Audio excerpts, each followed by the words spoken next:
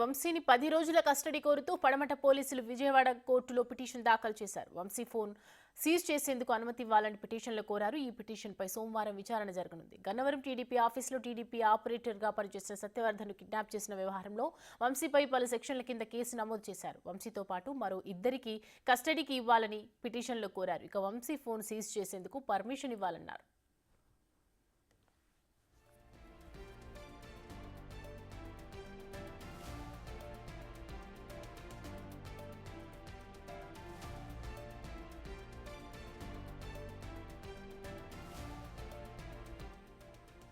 Satyavardhan kidnap కేసులో A4, A10 నిందితులను judge ముందు హాజరుపరిచారు. కేసు గురించి క్షుణ్ణంగా పరిశీలించి ఇద్దరి నిందితులకు ఈ నెల 25 వరకు రిమాండ్ విధించారు న్యాయమూర్తి. అక్కడి నుంచి వెంటనే సబ్ జైలుకు తరలించారు. మరోవైపు ఇప్పటికే విజయవాడ సబ్ జైలు A1గా ఉన్న వల్లభనేని వంశీ, A7 శివరామకృష్ణ, A8 నిమ్మ లక్ష్మీపతితో పాటు ఇప్పుడు A4గా ఉన్న గంటా వీర్రాజు, A6గా ఉన్న వేల్పూర్ వంశీని సబ్ జైలుకు తరలించారు. మరో 3 రోజుల్లో సత్యవర్ధన్ స్టేట్మెంట్ రికార్డ్ చేసే ఛాన్స్ ఉన్నట్టు తెలుస్తోంది.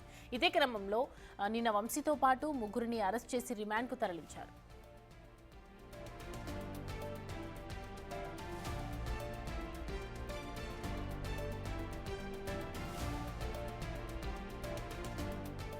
ఈ కేసులో కీలకంగా వల్లభనేని వంశీ అనుచరులు ఉన్నట్లు తెలుస్తుంది. టెక్నాలజీ సహాయంతో కేసు దర్యాప్తు చేస్తున్నామని విజయవాడ సిపి వెల్లడించారు. టోల్ గేట్లు, సీసీ కెమెరాస్, డ్రోన్స్ ద్వారా దర్యాప్తు చేస్తామన్నారు.